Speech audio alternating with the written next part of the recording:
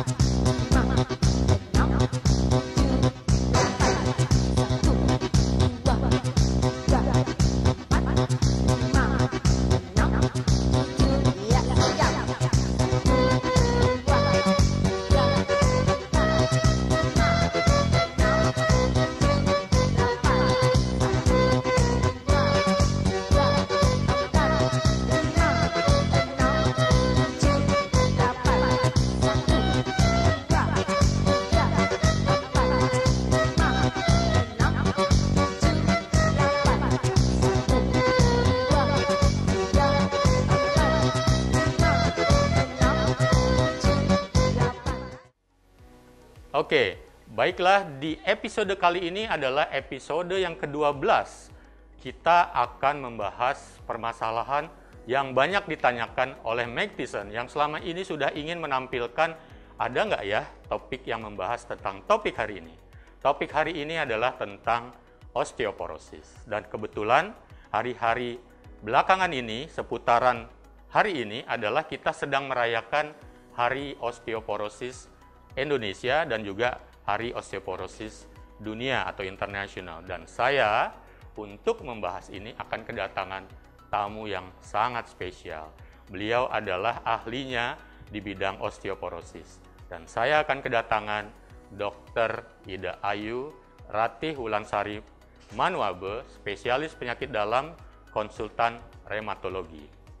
Berikut akan kita sapa beliau. Dr. Ratih, selamat datang di Oke Dok. Bagaimana kabarnya hari ini? Ya, baik sekali. Ya. Terima kasih atas undangannya. Semoga kita bisa berbagi pada siang sore hari ini. Ya, oke, Magtison, kita sudah kedatangan Dr. Ratih yang akan kita tanyakan berbagai hal yang berkaitan dengan osteoporosis. Dr. Ratih, siap? Ya, jadi Magtison, Lembaga Kesehatan atau Kementerian Kesehatan Indonesia sempat menyebutkan bahwa kasus osteoporosis di Indonesia itu jika dikalkulasikan bisa terjadi resikonya adalah 2 orang dari 5 orang yang ada di Indonesia. Artinya dari 5 orang ada 2 yang ternyata beresiko osteoporosis. Nanti Dr. Ratih tolong koreksi saya ya. Dan kemudian Perosi, Perhimpunan Osteoporosis Indonesia itu menyebutkan bahwa perempuan yang lanjut usia itu yang mengalami osteoporosis sekitar 32,5%. Jadi hampir sepertiga dari perempuan yang lanjut usia dan sekitar 27-28% dari laki-laki yang lanjut usia mengidap osteoporosis. Ini ternyata adalah bukan angka yang kecil, tetapi banyak orang yang berpikir bahwa kayaknya osteoporosis ini urusan nanti, urusan dari mereka yang sudah tua, urusan perempuan yang sudah menopause. Tapi apakah itu benar jawabannya? Karena itu kita hadirkan Dr. Ratih di kesempatan hari ini. Jadi pertanyaan pertama ini Dr. Ratih, sebelum semuanya masih bingung ya, osteoporosis itu apa sih? Gitu. Ya. Jadi memang kita harus jelaskan dulu osteoporosis itu apa. Ya. Orang bilang tulangnya keropos. Ya, gitu. itu pernyataan yang benar untuk masyarakat awam. Jadi yang harus digarisbawahi, osteoporosis itu penyakit tulang, gitu ya Dokter Oka. Bukan sendi, karena ada kalau yang kena sendi itu juga sering urusannya untuk wanita usia lanjut. Ada yang bilang osteoartritis. Jadi kita sebut pengapuran sendi. Kalau osteoporosis ini keropos tulangnya. Jadi penyakit tulang ini yang ditandai dengan kepadatan tulang yang rendah, kemudian arsitektur tulang itu tipis. Iya. Jadi yang harusnya kan solid tulang itu ya kuat, keras, dia menjadi kepadatannya berkurang ya. Ya, kalau ibaratkan kita sepon nyuci piring gitu ya kan lobang-lobang seperti itu. Nah, tulang yang terkena osteoporosis ibaratnya seperti itu. Seharusnya itu padat tapi kemudian dia lobang-lobang, berongga-rongga kecil-kecil gitu ya.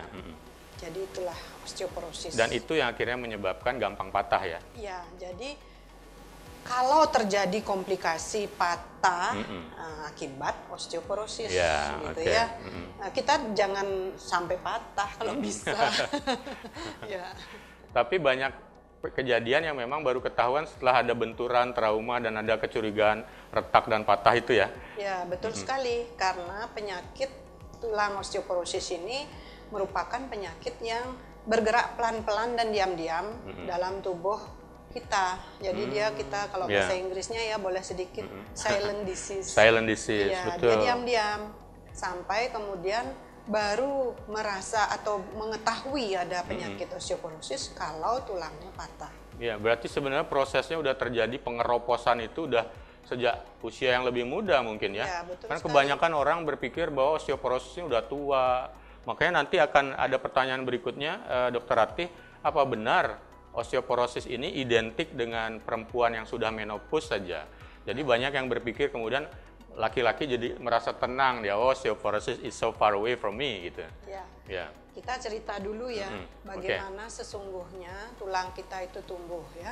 Jadi kalau kita lahir dari bayi, kemudian balita, sekolah dasar, SMP dan seterusnya, jadi kita tahu kan badan kita tambah tinggi, di sanalah tulang kita tumbuh memanjang.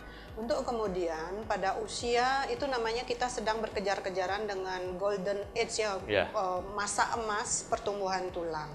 Itu kalau maksimalnya sampai terjadi kepadatan tulang maksimal itu kira-kira di usia 30 tahunan. 30 tahun. Ya. Jadi tugas kita lah untuk memadatkan tulang kita sepadat-padatnya. Berarti puncak dari kepadatan itu di 30 tahun. Laki-laki dan perempuan. Iya sama. Kira-kira range-nya di situ. Tetapi kemudian masa puncak yang paling padat ini akan bertahan sampai di usia rata-rata 50 tahun. 50 baik tahun. Perempuan maupun pria. Oke. Tetapi para pria ini dikaruniai otot yang lebih kuat dan tulang lebih padat memang secara struktur tubuhnya, anatomi, struktur tubuhnya. Itu memang karunianya seperti itu. Itu pembedanya ya, laki dan perempuan. Itu yang membedakan. Kalau ngomongin tulang ya. Jadi jangan pede dulu bahwa laki-laki terhindar dari osteoporosis, belum tentu. Karena kalau pada masa pertumbuhannya, baik pria maupun perempuan ini tidak mampu memadatkan tulang sepadat mungkin, kelak ya juga osteoporosis. Artinya sebenarnya kalau dibiarkan secara umur yang berjalan terus-menerus, ini osteoporosis keniscayaan ya? Ibaratnya memang akan terjadi. Akan terjadi ya, begitu betul. ya? Jadi nanti bedanya begini, pada mereka yang benar-benar tulangnya padat, kemudian di usia di mana hormon, kalau perempuan estrogen, kalau laki-laki testosteron yang berperan, itu akan jumlahnya sangat rendah pada saat usia kita memang rata-rata di atas 50 ya, Dokter Oke. Udah mulai menua. Ya, udah mulai menua. Di sanalah terjadi perombakan tulang-tulang kita. Karena sesungguhnya tulang kita setelah padat, itu ada proses periode setiap 10 tahun, itu akan dilakukan suatu penggerusan tulang yang tua. Berarti mulai terjadi penuaan tulang lah begitu ya. Kemudian diganti yang baru. Oke. Nah, yang terjadi kenapa seseorang bisa terjadi osteoporosis pada waktu usianya yang sudah menjelang usia lanjut ya rata-rata 50 tahun saya ambil, ini kecepatan penggerusan lebih cepat daripada pertumbuhan. Udah nggak seimbang di situ. Nggak seimbang sehingga ini dihancurkan, ini belum sempat tumbuh karena untuk menumbuhkan tulang yang baru butuh waktu antara 2-3 bulan. 2-3 bulan. Makin lama akhirnya karena ini terus digerus, ini belum tumbuh, tipis-tipis lah dia. Jaringan tulang itu atau arsitektur tulang kita sebut. Di sanalah kemudian terjadi osteoporosis sehingga itu baik perempuan maupun laki-laki ada situasinya perbedaannya. akan sama. Proses itu sama. Proses itu bisa terjadi, namun perbedaannya nanti di ada. Ya. Kecepatan penggerusannya berbeda. Umumnya wanita memang lebih cepat, kalau laki-laki lebih lambat, sehingga resiko kenapa kejadian osteoporosis pada wanita lebih tinggi daripada laki-laki. Jadi kelihatannya hormon memang cukup berperan ya. Ketika estrogen itu sudah turun drastis, habis menopause, bahaya atau ancaman osteoporosis makin kelihatan. Karena kalau laki-laki kan penggerusan testosteronnya dia perlahan, mungkin kelihatannya akhirnya laki-laki tidak terlalu kelihatan. Tetapi sebenarnya kan tidak cuma beda antara laki-laki dan perempuan ya, Dokter Rati, tetapi juga antar jenis kelamin ini, antar usia juga tentu saja nanti ada orang yang kelihatannya beresiko osteoporosis, lebih cepat terkena osteoporosis. Ada yang ternyata masih bisa mempertahankan, bisa dicegah osteoporosisnya, itu nanti akan kita bahas itu ya. Tapi mungkin yang ini sudah bisa dibahas kenapa perempuan yang menopause itu yang dikatakan identik dengan osteoporosis. Ya, tadi Dokter Oke rupanya sudah juga menyampaikan baru dikit bahwa, kata kuncinya. Hormon estrogen. Karena perempuan itu memang sangat identik memang ya, kita harus sangat merasa terbantu oleh hormon estrogen. Di mana fungsi hormon estrogen ini memang hampir menyeluruh dari tubuh kita, salah satunya terhadap tulang. Sehingga pada wanita di mana sudah menopause itu artinya tidak haid lagi, di mana jumlah telur kita katanya sudah habis. Kalau menurut sejawat Obgyn, sehingga tidak lagi ada produksi estrogen.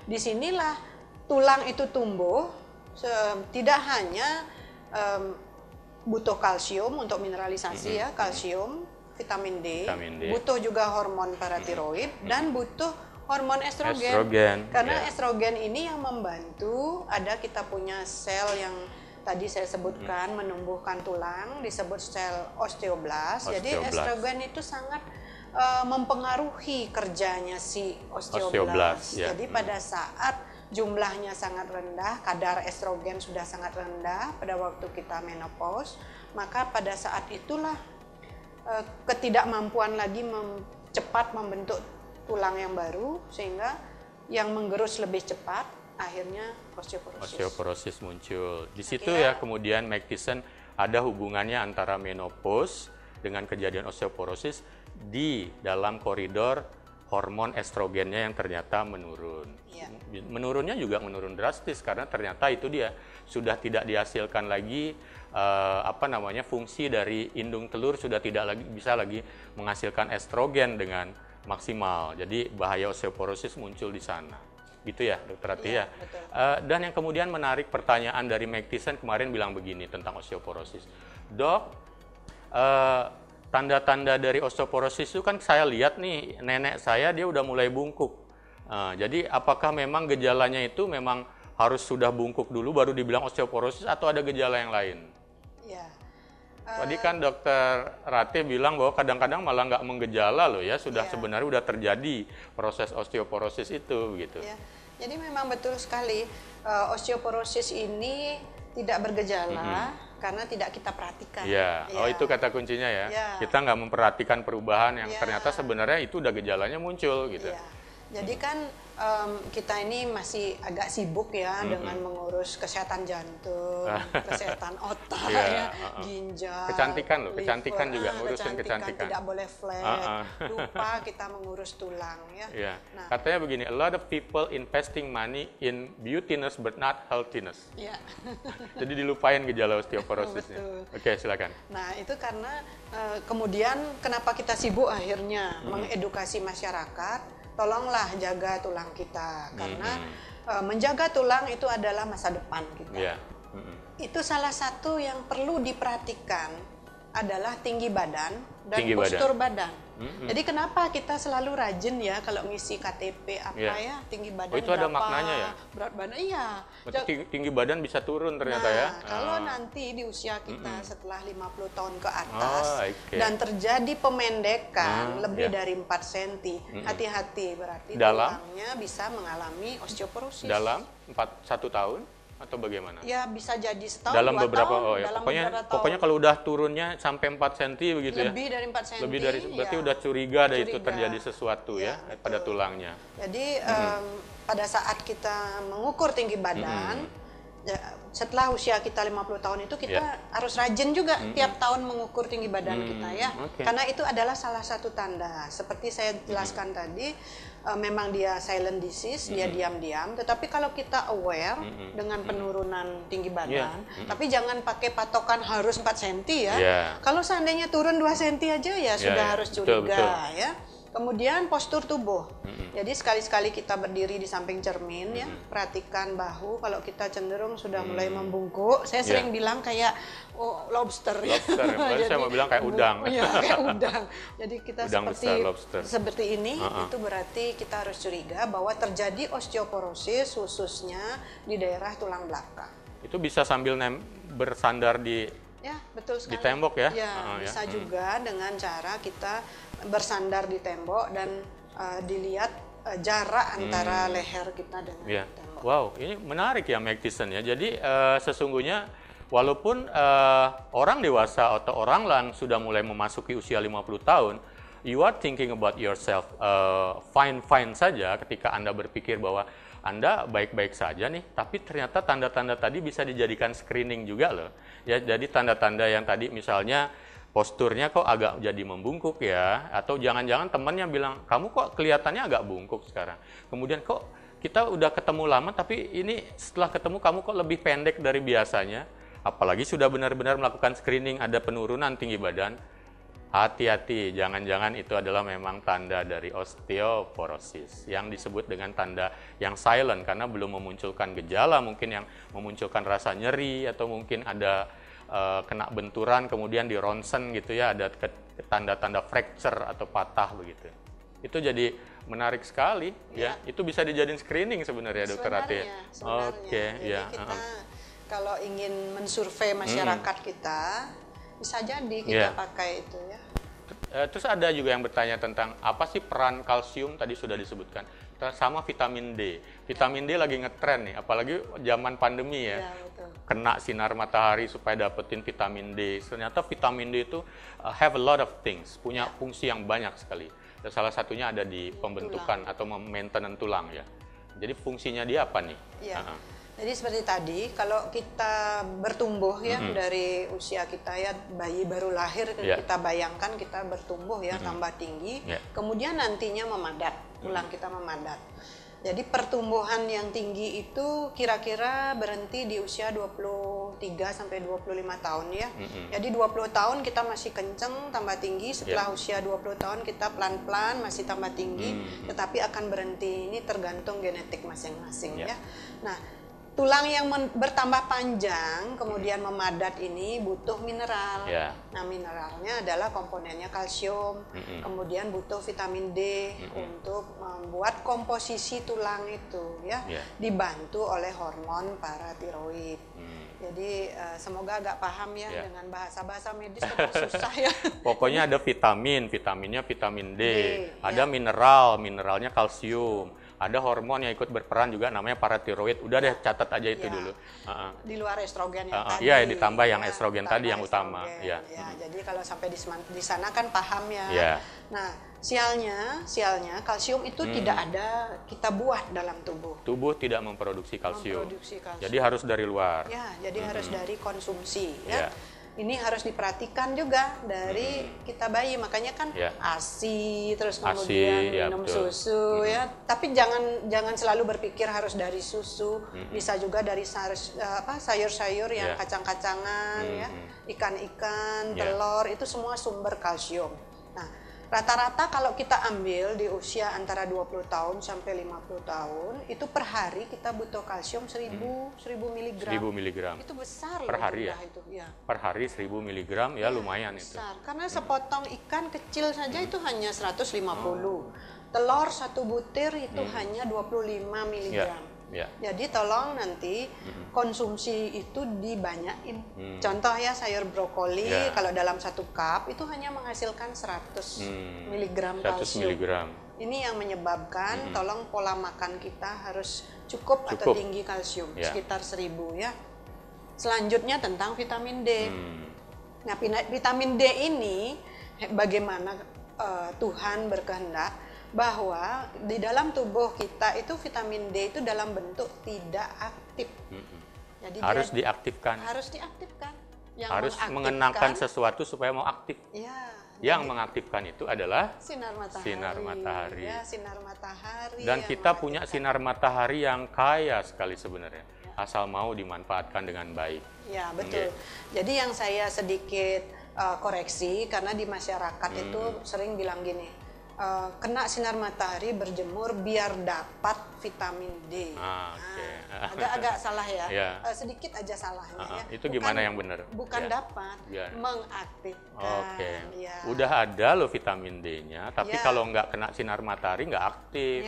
Karena dapat sinar matahari, vitamin D yang sudah ada jadi aktif. Jadi aktif, gitu. Sebenarnya kata kuncinya mengaktifkan vitamin D yang dalam bentuk tidak aktif di tubuh kita manusia ya. Nah, ini tapi nggak harus berjemur kan? Harus berjemur jadinya. Ternyata harus berjemur. Harus berjemur. Nah, ini seperti tadi kalau kita bicara tentang beauty, kecantikan, ini pasti saya dibantah. Dokter saya flek kalau jemuran. Berjemur di bawah sinar matahari. Karena apa? Kalau habis jemuran saya bintik-bintik nih macam-macam. Harus pakai sunscreen, tabir surya. Nah, salah itu. Nah, itu kan salah jadinya. Karena justru malah menghalangi lagi. Iya, betul.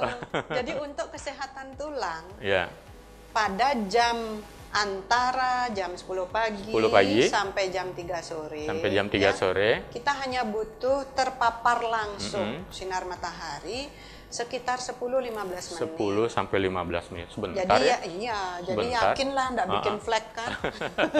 Dan itu pun daerah tubuh yang terbuka. Yang mana? Tangan misalnya, kaki, punggung. Ya, katanya dia yang bicara cukup 20% dari anggota tubuh kita yang terbuka asal terpapar cukup sebenarnya. Dan itu bisa. Jadi jangan wajahnya yang begini.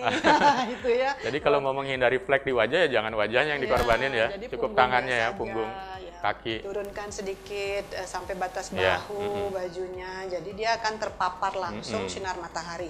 Nah, di daerah yang akan dijemur itu jangan ada sunblock atau sunscreen, karena akan terhalang, tidak maksimal. Dapat panasnya tapi tidak dapat manfaatnya. Iya, betul. Oke, menarik sekali itu. Jadi kita juga ditanya, terus saya katanya dokter nyuruh olahraga dan pagi hari. Betul, olahraga juga sangat penting pada saat pertumbuhan dan memadatnya tulang. Kenapa?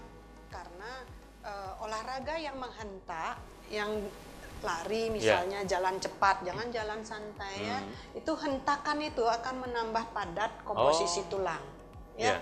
Jadi di sana poinnya. Terus kalau begitu saya olahraganya siang hari, bukan begitu maksudnya. Olahraga tetap pagi hari supaya dapat udara fresh, tidak terlalu terik. Lebih berjemurnya tetap siang hari gitu ya. 10-15 menit saja. Jadi harus ada yang menghentak gitu ya, karena itu ibaratnya kita sedang mengatur kepadatannya. Jadi tambah banyak hentakan, dibikin jadi lebih padat begitu ya. Jadi daya yang terjadi pada saat gerakan menghentak, taruhlah kita lari, jogging kan, bobot badan kita akan memberi beban pada tulang. ini yang ternyata membantu proses mineralisasi dan memadatnya tulang kita. Makanya kalau anak-anak dulu identik sekali, kalau mau tinggi dan mau kuat tulangnya, basket lah, gitu ya, tenis, bulu tangkis, Oke, berarti ada tipe-tipe olahraga tertentu juga yang sifatnya sangat promotif terhadap kesehatan tulang, ya lari misalnya ya, atau olahraga apapun yang kira-kira daya hentaknya itu lebih kuat ya dibandingkan dengan mungkin yang lebih santai atau tidak kencang daya hentaknya. Tidak ada beban dari badan. Contoh berenang ya. Jadi kalau untuk kesehatan tulang dan tulang yang padat, memang berenang bukan pilihannya. Tetapi berenang untuk kesehatan paru-paru, jantung dan sendi itu bagus. Itu malah direkomendasikan. Jadi kalau kita ingin anak-anak kita atau cucu kita atau generasi muda kita dalam usia-usia pertumbuhan dan mencapai puncak masa tulang, olahraganya boleh divariasikan. Misalnya berenang sepak bola, basket gitu ya. Karena itu akhirnya di sekolah dasar misalnya atau di TK, SMP, pelajaran olahraga diberikan dan bervariasi. Semua jenis olahraga diberikan, karena itu juga variasi tadi akan bisa membantu juga ikut memainten mineral berarti ya, mineral yang ada di tubuh, jadi tulang makin padat ya, mengalami pemadatan, dan itu bagus buat kualitas hidup kita. Nah, kemudian ada yang menarik loh tadi Dokter Ate ya. Kan kita berbicara sebenarnya osteoporosis sudah bisa terjadi prosesnya sejak masih muda. Makanya disebut dengan silent disease. Tetapi memang baru ketahuan, mungkin orang baru ketahuan ketika datang ke rumah sakit, baru keluhan-keluhan yang disangkakan orang tadi, nyeri, bungkuk, atau kena bentur, patah gitu ya. Nah, banyak orang yang berpikir ini beneran waktu tulang itu patah itu osteoporosis apa enggak sih? Pasti kan ada alat untuk mendiagnosisnya. Jadi untuk mendiagnosisnya sebenarnya osteoporosis ini apa yang dibutuhkan? Biar Mac Thyssen juga tahu kalau untuk akhirnya dokter mendiagnosis bahwa Anda sudah kena osteoporosis, itu sebenarnya ada rangkaian pemeriksaan dan diagnostiknya yang perlu dilakukan. Ya. Jadi sekarang dengan berkembangnya teknologi kedokteran, kalau kita bicara cek kesehatan ya, rata-rata kita sekarang dianjurkan mulai cek kesehatan di usia 35 tahun. 35 tahun ya. Nah, kalau kita mengecek tentang kadar gula darah, kadar kolesterol, kadar asam urat, kondisi jantung, sekarang sudah ada alat untuk mengecek kepadatan tulang. Walaupun untuk mengecek kepadatan tulang ini tidak kita sarankan di usia yang terlalu muda, kecuali yang bersangkutan ini punya penyakit-penyakit yang terhubung dengan kemungkinan terjadi osteoporosis atau menggunakan obat-obat tertentu, misalnya contoh penggunaan kortikosteroid steroid itu menyebabkan keropos tulang, itu kita sarankan mengecek kepadatan tulang. Apalagi yang diminum jangka lama ya. Ya betul. Jadi kalau yang standar di usia yang biasa-biasa tidak ada penyakit penyerta lain dan obat-obat yang beresiko osteoporosis, itu disarankan di usia 60 tahun ke atas untuk melakukan pengecekan kepadatan tulang. Alatnya kita sebut densitometri. Densitometri. Ya, densitometri itu densitas kata dasarnya. Densitas itu adalah kepadatan. Jadi dicek kepadatan tulangnya ya. Atau disingkat DEXA. DEXA ya. Kita di Bali baru ada dua alat. Kemudian kalau yang menggunakan BPJS itu bisa masuk. Bisa masuk ya. Bisa masuk. Jadi jangan khawatir yang memiliki asuransi atau jaminan BPJS bisa menggunakan alat DEXA ini ya. Jadi itu yang tidak ada penyakit penyerta. Tetapi mereka yang punya misalnya diabetes, penyakit kronis lainnya, menggunakan obat-obat tertentu atau misalnya ada cancer itu lebih dini, lebih awal ya, boleh di 50 tahun itu boleh ya. Jangan nunggu harus berapa? 60 tahun 60 tahun, jangan menunggu itu. Nah, kalau hasilnya itu kita kalau periksa densitometri itu akan keluar hasil dalam bentuk skor T namanya ya. Ini kalau hasilnya di bawah -2,5 itu berarti tulangnya mengalami osteoporosis. Tetapi kalau hasilnya antara -1,5 sampai -2,5 itu baru osteopenia. Jadi mulai menipis, tapi belum ya. osteoporosis. Belum osteoporosis. Udah tahapan menuju osteoporosis. Jadi sudah ada alat untuk memeriksa kepadatan atau densitas tulang. Dan itu sebenarnya kalau mau melakukan screening tadi karena ada faktor penyakit bawaan atau mungkin nanti ada faktor resiko lain, itu sudah bisa dilakukan dan ketahuan ya. Ya, apakah dia sudah osteopeni atau sudah langsung osteoporosis. Betul, ya. Jadi kemudian yang menarik begini Dokter Ati, ada faktor resiko lain nggak? Tadi kan faktor penyakit, minum obat, gaya hidup misalnya, pola hidup. Ya betul, jadi sangat terhubung dengan faktor resiko lain. Satu, merokok, kebiasaan merokok. Okay. Dua, minum alkohol. Oke, itu merusak tulang ya? Ya tentu. Dan gimana ya, buat kita yang badan-badan besar ini agak terhibur ya. Berat badan terlalu rendah. Atau malah low body weight. Body weight. Artinya ya jangan terlalu kurus. Nah sekarang ini lagi tren nih, kurus biar kurus. Nah ini justru berbahaya untuk tulang kita. Yang kurus-kurus itu beresiko osteoporosis gitu. Tapi katanya kalau yang agak gemuk-gemuk itu resikonya osteoartritis. Jadi masing-masing membawa resikonya ya. Kalau misalnya pola hidup buruk, misalnya stres, kurang istirahat, masuk nggak di situ? Oh enggak, kalau untuk kesehatan tulang dia tidak masuk ya. Oke. Nah, jadi memang jadi Meg Thiessen, ketika Anda harus mulai memahami bahwa osteoporosis ini silent disease. Ketika Anda misalnya mengkonsumsi obat-obatan tertentu seperti tadi steroid ya, atau ada faktor penyakit bawaan, nggak ada salahnya untuk melakukan deteksi dini, datang ke dokternya untuk misalnya untuk diharapkan nanti dianjurkan atau diikuti saran untuk melakukan pemeriksaan osteoporosis misalnya dengan menggunakan alat bantu diagnosis yang namanya DEXA tadi itu. Ya, bukan begitu ya? Iya, betul. Oke. Berarti Dokter Ratih, terakhir begini nih tentang pertanyaan sebelum nanti kita bahas lagi pertanyaan, ada mitos-mitos yang ditanyakan. Jadi sebenarnya kalau udah kena osteoporosis bahayanya apa sebenarnya? Iya. Bahayanya adalah terjadi patah tulang tidak sengaja, itu namanya fragile fracture. Artinya dengan daya yang ringan saja tulang itu sudah patah. Contoh daya ringan adalah kita dari berdiri mau duduk ya. Itu kan dayanya ringan. Hanya sekedar kita menaruh pantat di tempat duduk. Ini kalau tulang yang osteoporosis dia langsung patah. Bisa patah ya? Ini namanya fraktur yang sangat fragil. Terpleset ya.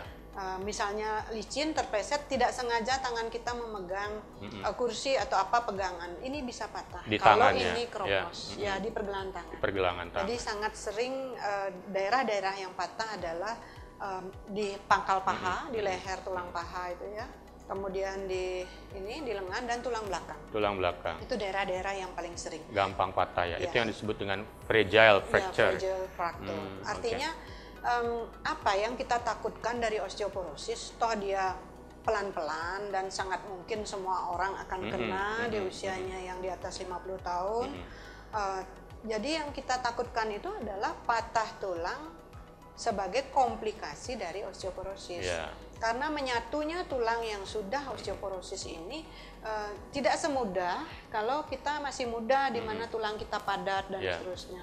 Itu yang kita hindari. Makanya kita ingin mengedukasi masyarakat, padatkanlah tulang kita dan kita berusaha mengurangi laju dari tulang kita digerus oleh proses penuaan. Karena kalau sudah sampai patah sebagai akibat dari komplikasi diagnosis atau penyakit osteoporosisnya, tentu resiko atau penanganan atau kualitas hidupnya menjadi tidak lagi bisa maksimal karena namanya sudah terjadi disabilitas karena faktor patah atau fracture tadi itu. Nah, kemudian yang menarik adalah Dokter Ratih, tadi sebenarnya mau tanya tentang pencegahannya dari makanan apa saja tadi sudah ya. Nah, lalu secara keseluruhan nih sakitnya sudah kita bicarakan, bahayanya sudah. Jadi Meg Thiessen atau publik seringkali ingin bertanya, lalu untuk mencegah secara keseluruhan, pencegahan osteoporosis ini apa? Seperti tadi, kita pertama di usia tulang ini bertumbuh ya, harus mencapai massa yang paling padat ya. Jadi massa di sini maksud saya densitas. Kepadatan tulang kita harus benar-benar padat. terutama di usia yang nantinya sekitar umur 20-30 tahun itu. Ya. Upayanya adalah seperti tadi 3 pokok aja dulu ya. 3. Rajin olahraga, khususnya yang aerobik yang ada hentakan. Kalau masih muda kan enggak apa-apa ya, lari, kemudian basket seperti itu ya. Artinya itu olahraga yang mendukung pencegahan osteoporosis. Kedua, kecukupan kalsium. Nutrisi dari sumber kalsium. Makanan. Kemudian ketiga, jangan lupa berjemur sesuai dengan waktu yang tadi. Masih ada sih lagi satu ternyata. Satu adalah hindari gaya hidup yang membuat tulang kita mudah keropos. Seperti tadi minum alkohol, merokok, ya. Dan jangan berat badan kita terlalu rendah. Jadi indeks massa tubuh istilahnya yang di bawah 18 itu buruk. Berarti kalau boleh diulangi lagi pencegahannya ada OKJH. O, olahraga. K, kalsium. J, jemur. H, hindari hal-hal yang tidak sesuai dengan pola hidup sehat atau yang memang akan mengakibatkan kecenderungan menjadi osteoporosisnya menjadi muncul dan kemudian menjadi masalah di usia yang lebih muda, gitu nggih? Iya, betul. Nah, oke, sebenarnya menarik sekali bahasan kita Mektisan hari ini, dan saya harap Mektisan yang tadinya bertanya-tanya apa sih itu osteoporosis, itu sama nggak dengan keropos tulang? Memang istilahnya adalah keropos tulang sebenarnya. Tulangnya udah mulai keropos, tidak padat lagi, berarti gampang patah. Karena patah menjadi kualitas hidup menurun karena tidak bisa lagi seperti orang yang bermobilisasi atau bisa bergerak ke sana sini dengan leluasa. Jadi kualitas hidupnya pasti terganggu, begitu ya. Kemudian juga sebenarnya ini bisa dicegah. Ya, tadi sudah disampaikan semuanya dengan sangat jelas oleh Dr. Ratih. Tetapi Dr. Ratih masih ada nih sisa pertanyaan lagi. Dan ini sorry motong, boleh nggak? Oh, boleh. Jadi ada titipan satu. Ada titipan lagi. Apa ini kado estrogen ya buat saya? Belum ulang tahun kan? Belum ya. Masih lama. Catat ya bulan Maret. Oke, silakan. Jadi kita bahas tentang estrogen kan. Oh iya, betul. Ternyata kan perempuan menopause estrogennya rendah ya. Jadi titipan dari sejawat-sejawat kita yang objin, jangan lupa kita juga mengkonsumsi fitoestrogen. Ini kita belum bahas kan tadi ya? Betul, menarik. Dan itu bisa masuk ke kategori yang nutrisi ya. Betul. Nutrisi yang bisa bagus untuk pencegahan osteoporosis. Betul. Jadi kita ini kan di Indonesia, tentunya kita sangat penyuka tempe, tahu, ya. Ini sumbernya kedelai. Kedelai itu adalah fitoestrogen yang baik. Kalau tidak kita rebus saja kedelai, ya. Termasuk di sana ada kacang-kacangan sebagai sumber kalsiumnya. Jadi porsi tahu, tempe dan kedelai kita ini bisa dibanyakin, boleh ya. Kecuali memang akan dibatasi kalau kita ada kadar asam urat yang tinggi dalam sebum. Ada kecenderungan sakit yang lain begitu ya. Tetapi tidak juga dipantang ini. Tetap dibolehkan, hanya dibatasi. Dengan pembatasan ya, berapa bolehnya begitu ya. Jadi sarannya pencegahan untuk wanita yang menopause, salah satunya juga konsumsi fitoestrogen. Karena sesungguhnya adalah ketika menjelang menopause atau saat menopause dan hari-hari berikutnya, kadar estrogen itu kan turun drastis ya. Sementara fitoestrogen bisa jadi solusinya bahkan sudah dibiasakan sebelum kejadian itu muncul. Fitoestrogen itu berarti adalah estrogen yang berasal dari sumber bahan makanan alami. Jadi salah satu contohnya adalah kedelai atau soya ya.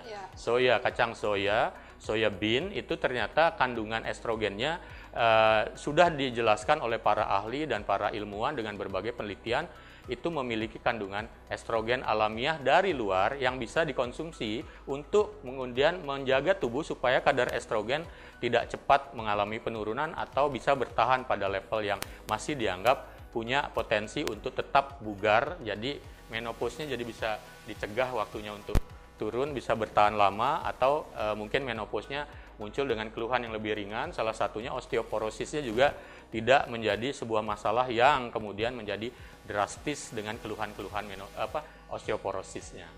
Gitu ya? Iya, betul. Dokter Ratih ya. Kayaknya kok lebih panjang jelasin.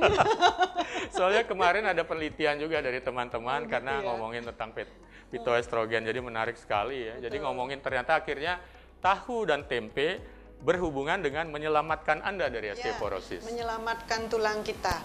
Sehingga jadikan itu kebiasaan dari kecil. Dan syukurnya kita memang pada kebanyakan masyarakat kita sangat menyukai tahu dan tempe. Jadi jangan lagi berpikir, mental tahu, mental tempe, mental miskin. Sesungguhnya justru dengan makan tahu dan tempe, Anda bisa memiliki tulang yang lebih padat. Karena tadi kan, ayo kita padatkan tulang. Berarti kalimat ini bisa berarti, ayo kita makan tempe dan tahu yang cukup sering sejak usia muda. Oke, betul. Wow, menarik sekali. Oke, seperti janji saya ini ada pertanyaan titipan ini tentang apakah ini mitos atau fakta ya, Dr. Ratih ya. Yang pertama adalah begini, ini bisa jadi pengulangan dari yang sudah kita bahas tadi. Jadi pertanyaan pertama, mitos atau fakta? Laki-laki aman loh dari osteoporosis? Mitos. Mitos, kenapa? Kenapa? Karena memang sebenarnya laki-laki punya juga hormon estrogen, dia juga dengan testosteron. Jadi pada umur di usia 50 tahun itu juga seluruh hormon kita itu akan menurun. Nah, di sanalah kecepatan laju penggerusan tulang oleh sel yang bernama osteoklas lebih cepat daripada pertumbuhan tulang. Jadi resikonya sama, namun sisi baiknya laki-laki itu memang memiliki tubuh tubuh yang struktur anatominya yang sudah terlahirkan lebih kuat. Sehingga resiko osteoporosisnya dia antara misalnya kalau perempuan di antara 5 perempuan 2 kemungkinan osteoporosis di usia lanjut. Kalau laki-laki lebih jarang lagi, di antara 10 1 yang osteoporosis. Cocok dengan data yang disampaikan oleh Kementerian Kesehatan tentang osteoporosis. Jadi memang dengan demikian laki-laki aman dari osteoporosis adalah mitos, karena laki-laki juga bisa mengalami osteoporosis walaupun lebih sedikit dari perempuan. Nggak aman, jadi tetap jaga kondisi tulangnya, salah satunya memainten hormon testosteronnya. Oke, yang kedua, osteoporosis itu tanda penuaan, jadi nggak usah dirisaukan deh. Mitos. Ya, betul. Jadi perlu dijelaskan? Dijelasinnya sedikit. Betul ya. Tanda penuaan yang bisa kelihatan itu salah satunya rambut ubanan berwarna putih. Ini saya kayaknya sudah. Kemudian kulit meninggalkan dunia hitam. Iya, betul. Kulit mengeriput. Tetapi tulang kan tidak kelihatan. Jadi dia bukan tanda penuaan. Ya. Cukupkah? Ya, sudah. Jadi artinya ya walaupun ini kalaupun nanti sejalan dengan usia akan menurun dan kemudian mengalami, bukan berarti tidak perlu dirisaukan karena tadi Dr. Ratih sudah bilang kalau ternyata terjadi fracture, patah, kualitas hidup menjadi terganggu, yang paling penting adalah sebenarnya ini bisa dicegah. Kenapa tidak melakukan pencegahan sejak awal? Oke, yang ketiga, mana nih? Cukup minum suplemen kalsium saja deh setiap hari, pasti aman dari osteoporosis seumur hidup.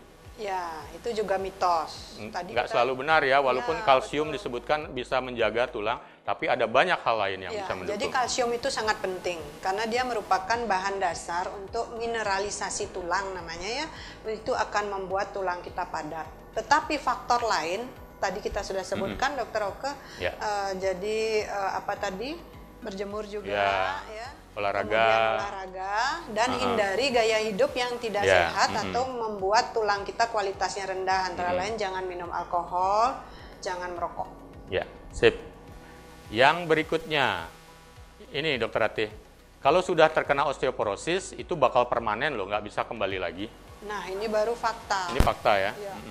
Jadi memang kalau tulang kita sudah terkena osteoporosis, seperti tadi definisinya osteoporosis adalah penyakit tulang, ya itu akan memang permanen, tetapi bisa diobati. Ya.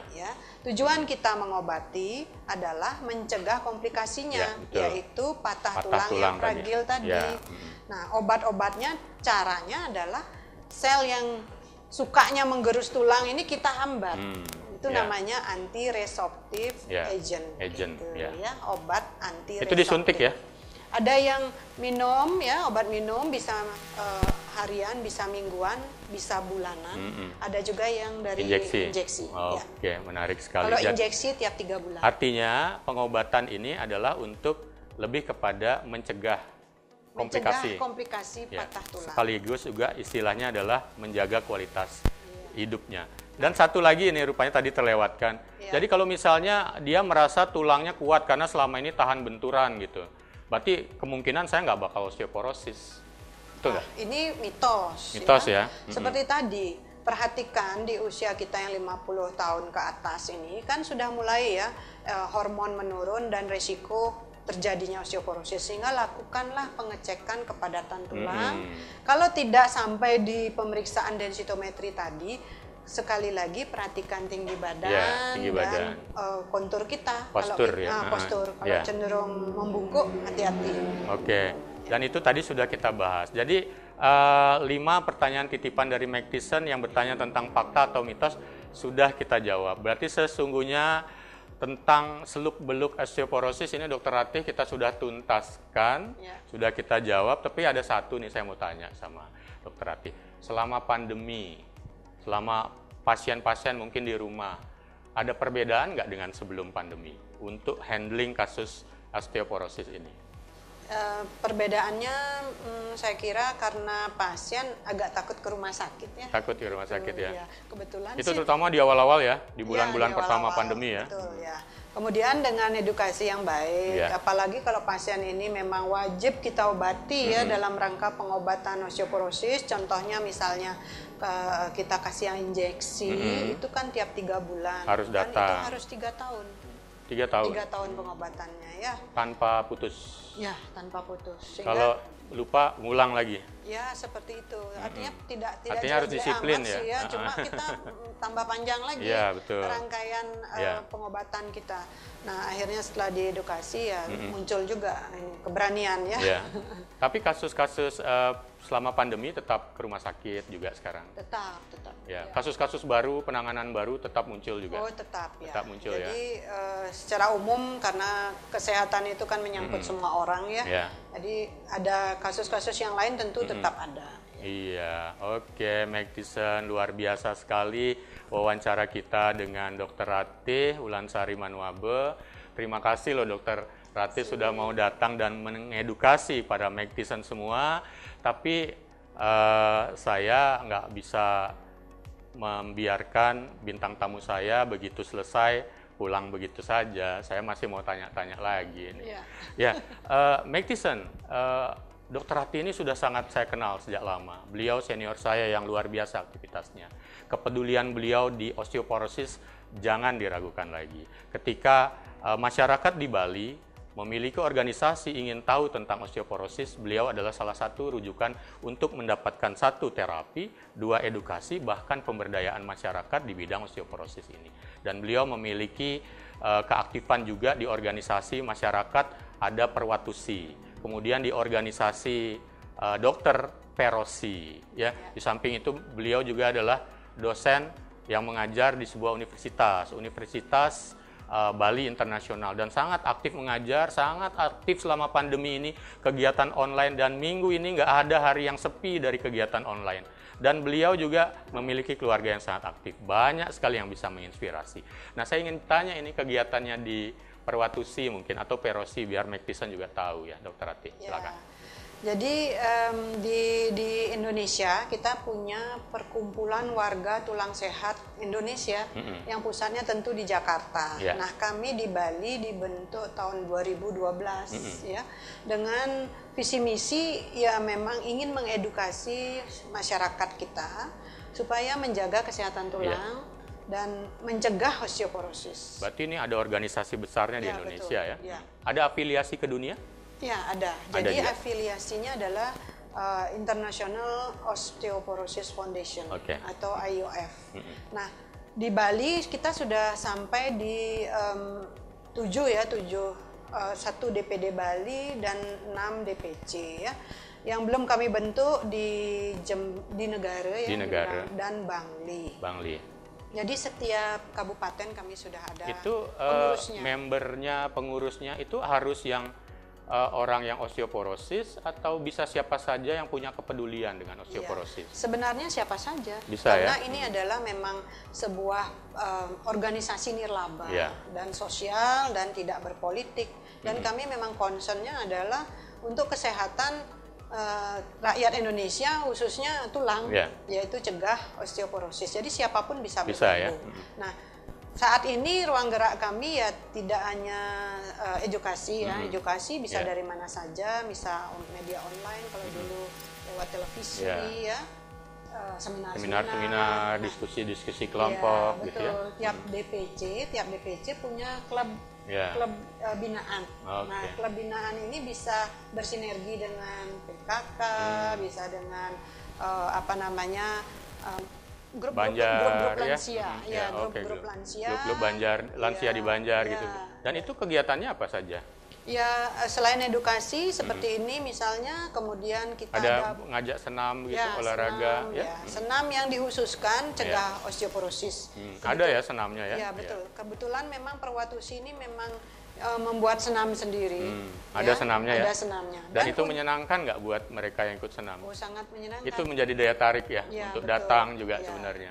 Ya, kemudian bagi yang sudah osteoporosis juga dibuatkan senam dalam kondisi aerobik namun di tempat duduk. Tanpa duduk. Ya, sehingga tulang yang sudah osteoporosis ini tidak kita khawatirkan Ya. cedera setelah berolahraga. Ya, jadi minimal lah movementnya dia ya, pergerakannya, mobilisasinya tidak terlalu heboh begitu kan, yang cocok dengan mereka yang osteoporosis. Ya.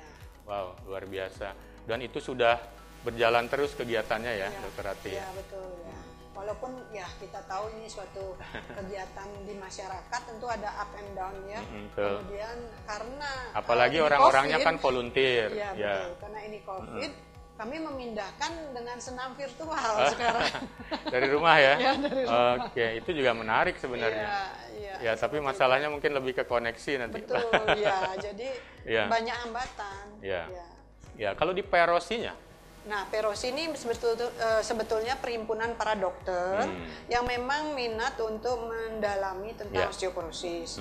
Nah, bidang-bidang terkait adalah penyakit dalam seperti saya, internis, yang rheumatologi dan endokrin.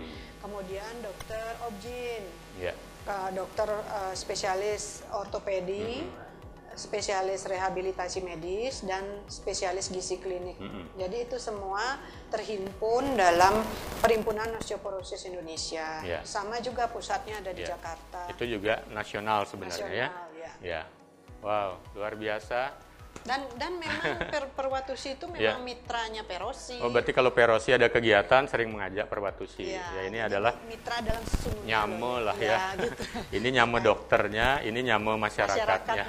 Ya, betul. Ya memang sesungguhnya Magtison segala sesuatunya kalau ingin kita hasilnya lebih produktif ya itu harus bersinergi, berkolaborasi. Karena kolaborasi atau sinergi jika 1 ditambah 1 hasilnya tidak lagi 2 tetapi 3 atau lebih.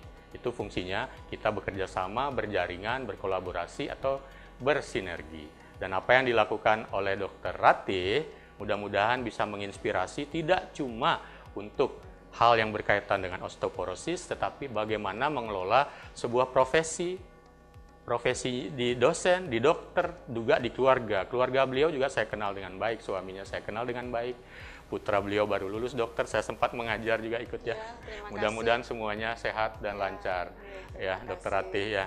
Jadi Magtison tadi sedikit aktivitas dari Dr. Ratih sudah kita tanyakan juga, tetapi ada lagi yang belum bisa membuat Dr. Ratih pulang dari acara saya.